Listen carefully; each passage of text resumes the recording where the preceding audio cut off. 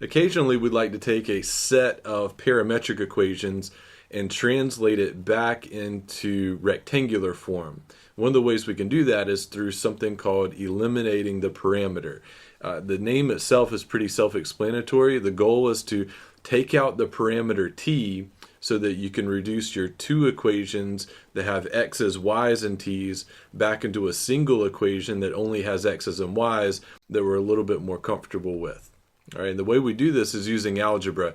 Typically what's used is either substitution, where you solve for the t in one expression and then substitute into the other expression, or a lot of times for parametric equations that have trigonometric expressions, sometimes you can use that Pythagorean theorem identity that sine squared theta plus cosine squared theta equals 1.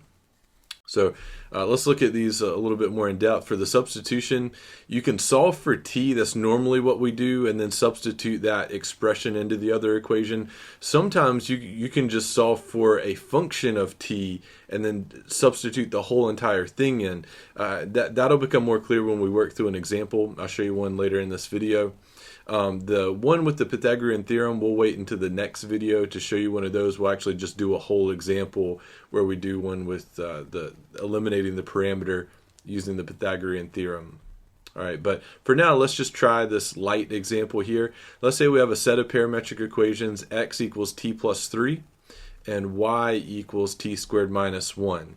So what we'll do is we'll take either of these equations, it doesn't matter which one, and we'll solve for the t. Like for this one, it looks like probably it's easiest to solve for t in the first equation. So you'd have t would be equal to x minus 3. So this x minus 3 right here can be inserted into the other equation for t right here. Since x minus 3 is the same as t, then in the other equation right here, let's take the t out and swap it with an x minus 3. And so we would get y equals not t squared minus 1, but since t is x minus 3, we can say x minus 3 squared minus 1.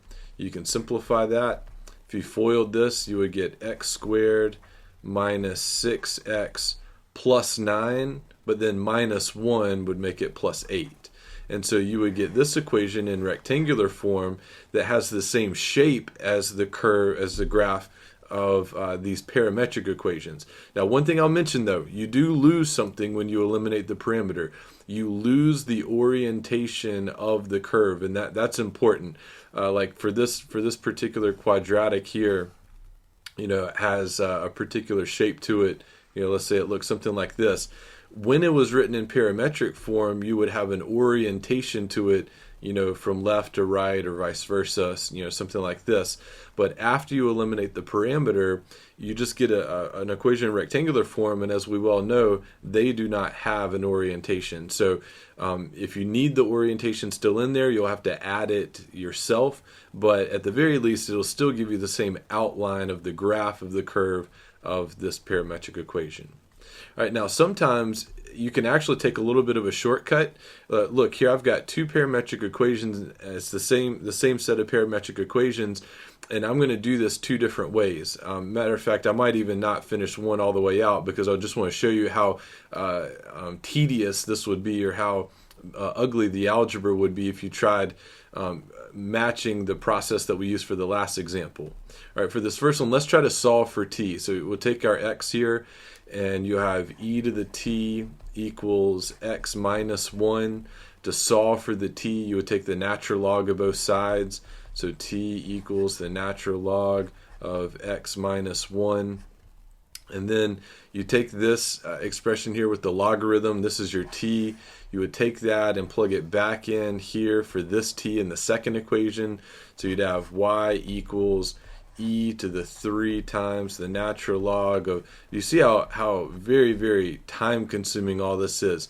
We could finish it out this way, but let me show you a quicker way. Sometimes you don't have to go all the way down to the depths of solving for t. Well, let's redo this equation here in green. The first one, we'll do the first step the same. E to the t equals x minus 1. But then notice your equation for y right here, this e to the 3t could be written as e to the t cubed, right? Algebra says these are the same. So if you have a power to a power, you would multiply. But even though we didn't solve all the way down for t, this expression here is e to the t.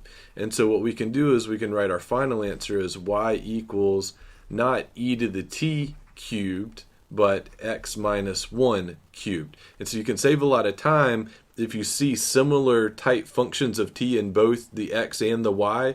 You might not have to go quite as deep as solving for the t. So anyway, hopefully that helps you understand eliminating the parameter a little bit better. Basically, we're trying to take these two parametric equations and reduce it down to a single one by taking the t out. In the next video, we'll do an example where we look at the trig identity, sine squared plus cosine squared equals 1, as we so often have, and look at this Pythagorean theorem example.